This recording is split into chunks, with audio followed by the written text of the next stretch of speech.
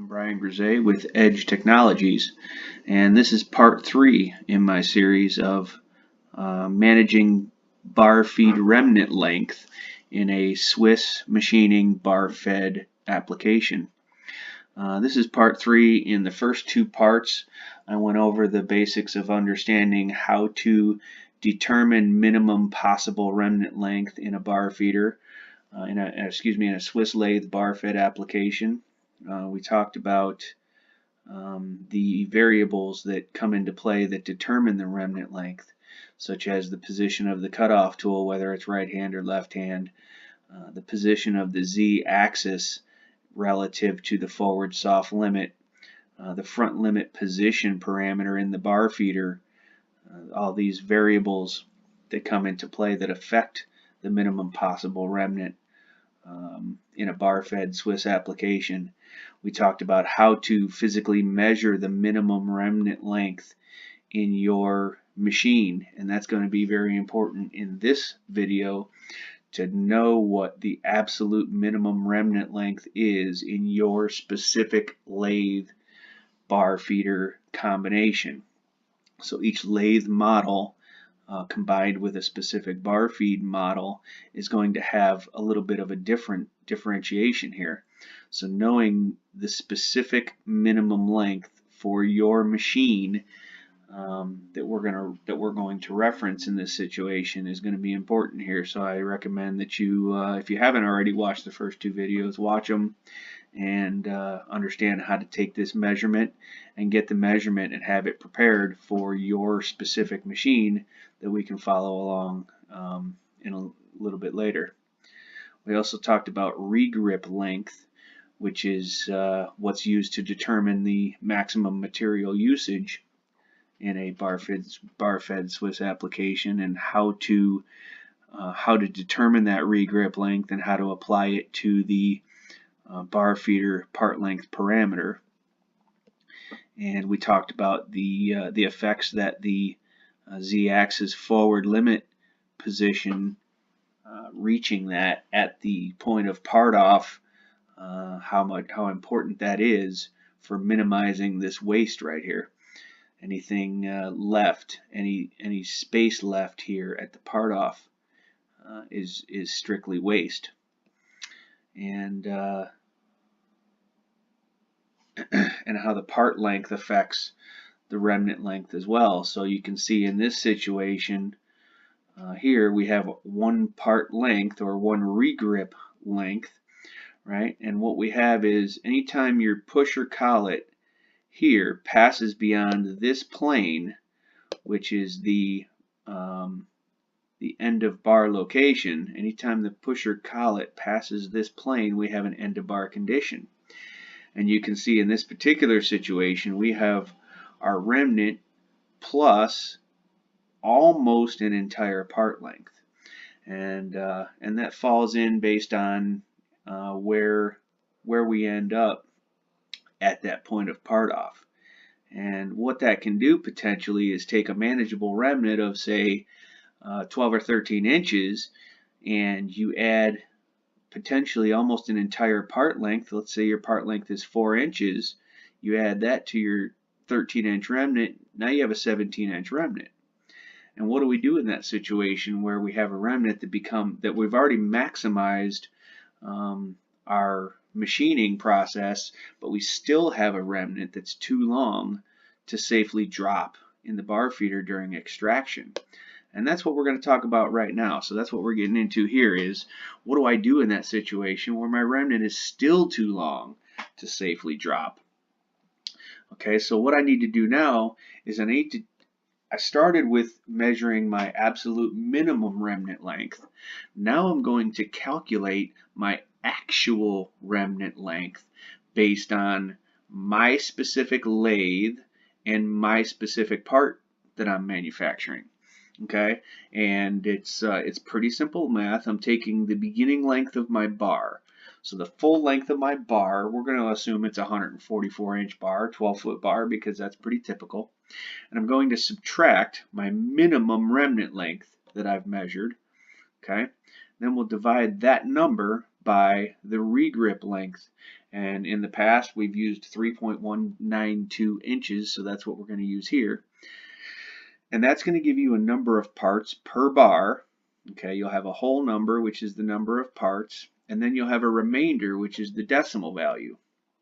Okay, the decimal value is the remainder after you've made a complete number of parts.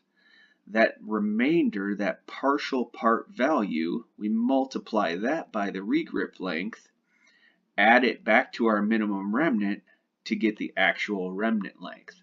Okay, and I know that can look a little confusing. We'll add some numbers to that, and hopefully it'll clear it up a little bit. So if we go here, all right, so we've got our bar length, 144 inches. Okay, my minimum remnant, I'm just going to use a nice round number here, 11 inches. Okay, no decimals, we'll make it easy. So bar length 144 minus 11 inches gives me 133 inches of usable material on that bar, because 11 inches is my minimum remnant. I already cannot machine that. Okay, so we're taking it right off the front of the bar. That leaves me with 133 inches. Okay, so we're going to divide 133 by my regrip length, which is 3.192. We're going to divide 133 divided by 3.192, leaves me with 41 parts on that bar, and 0.6667. Obviously, I can't make 2/3 of a part. Okay, I make a whole part or no part at all. So I've got 2/3 of a part, 0.6667, left over after I've made 41 parts. I'm going to take that remainder, that 0.6667, and I'm going to multiply that back into my regrip length, 3.192. And that gives me 2.128. That value, 2.128, added back to my minimum remnant length, 11 inches, gives me an actual remnant on this part, on this bar, in this machine of 13.128 inches. That's the actual length of the remnant that I'll get out of this machine. If my bars are consistently 144 inches exactly, and I don't stop in the middle and cut a half a part off of the bar and restart again, I'm going to get a consistent 13.128 inch remnant out of this machine every time. I can count on it. Okay? In this situation, that's not a problem. Okay? What happens when we have a long part? Okay? I have the same bar, 144 inches. I have the same machine, 11-inch minimum remnant length, but now I have a longer regrip length. Okay, I've got 9.625 inch regrip length. Okay, so if I do that math, I wind up with 13.818 parts. Okay, that's 13 whole parts, 0.818 of a part left.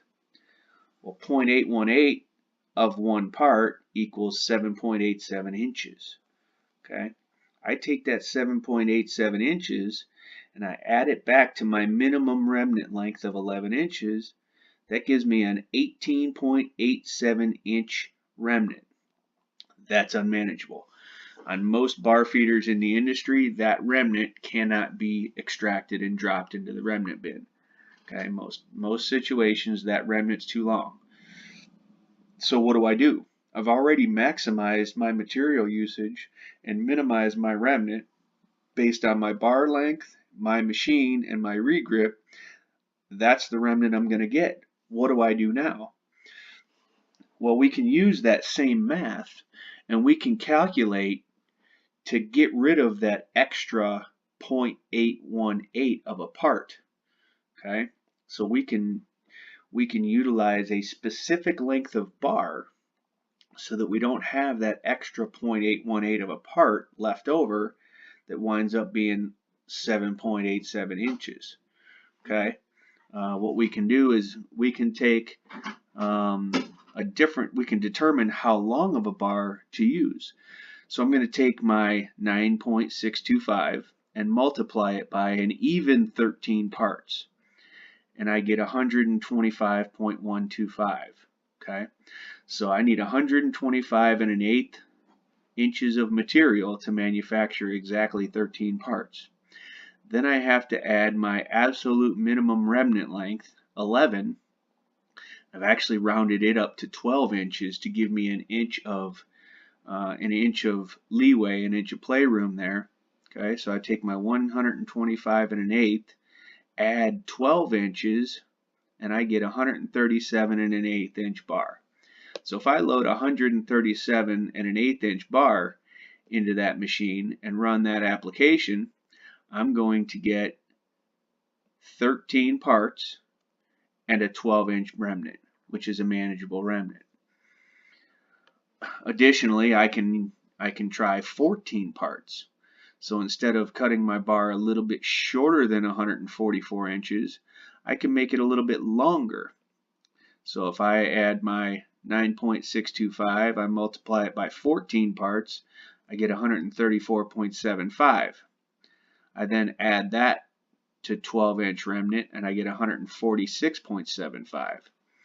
So now I could get a bar that's potentially a little bit longer than 144 inches and make 14 parts. Or I could cut my 144-inch bar and cut a couple inches off of it, make it 137 and an eighth. 137 even probably would be just fine, and get 13 parts. And either way, I would have a manageable remnant. So that's how I can use that math in two methods. I can use it to determine what my actual remnant is going to be in any situation. And then if my actual remnant is too great, I can use the math in the same manner to determine what length of bar would adequately get me a desired number of parts and a manageable remnant out of this application. And again, it's very important. This is part specific and machine specific. So if I've got two machines that are the same make and two different models, I may have a different minimum remnant length value on those two machines. So I may have to take that measurement and I may have to have a different bar length in those two machines. Or I do this math and I determine there may be an equivalent bar length where I get the right number of parts out of each of those two machines and a manageable remnant. So that's how we can use that math to determine what our actual remnant length is in an application and how to use that information to make sure that we have a manageable remnant in that application. Thanks for listening, and I hope that you got some clarification out of this, and I hope that I helped you be a little bit more efficient and reduce your waste and possibly increase your profits.